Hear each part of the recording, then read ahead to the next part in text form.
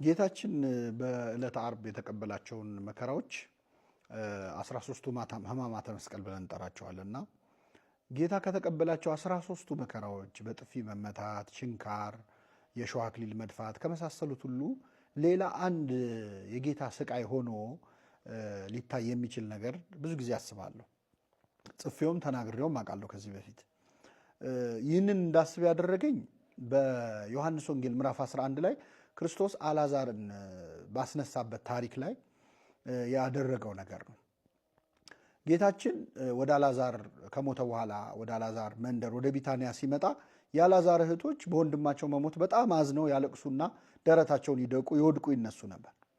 የነሱን ለቅሶ ባየ ጊዜ ለወንድማቸው ካላቸው ፍቅር የተነሳ የሚሰቃዩት ስቃይ፣ ደረት መምታታቸውን፣ መሰቃየታቸውን ሲያይ ክርስቶስ በመንፈሱ ታወከና አለቀሰ ይላል። የአልዓዛር እህቶች ለቅሶ ክርስቶስን አስለቀሰው። አልዓዛርን ይወደዋል ጌታ፣ እንዲሁም ሊያለቅስለት ይችላል። በተለይ ደግሞ መንፈሱን ያወከውና እንዲያለቅስ ያደረገው የአልዓዛር እህቶች ለቅሶ ነበረ።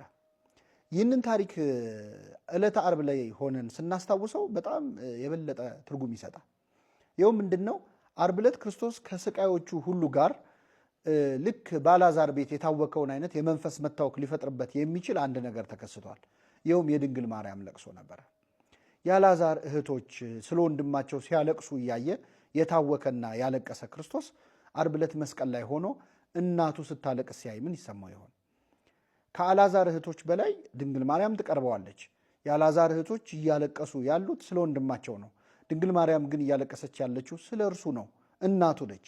ስለዚህ የእመቤታችን ለቅሶ የክርስቶስ ሌላው ስቃይ ነበረ። በአልዓዛር ቤት ያለቀሰው መንፈሱ ታውኮና ልቡ ተረብሾ ከሆነ የእናቱ ለቅሶ ምን ያህል ይሰማው ይሆን? ጌታችን መስቀል ላይ ያለ ከተቀበላቸው መከራዎች ጋር የእናቱን እንባ ማየት ራሱ ሌላው ለቅሶ፣ ሌላው መከራው ነበረ። ስለዚህ መንፈሱን የሚያውክ ሌላው የጌታ ስቃይ የድንግል ማርያምን ለቅሶ ማየት ነበር።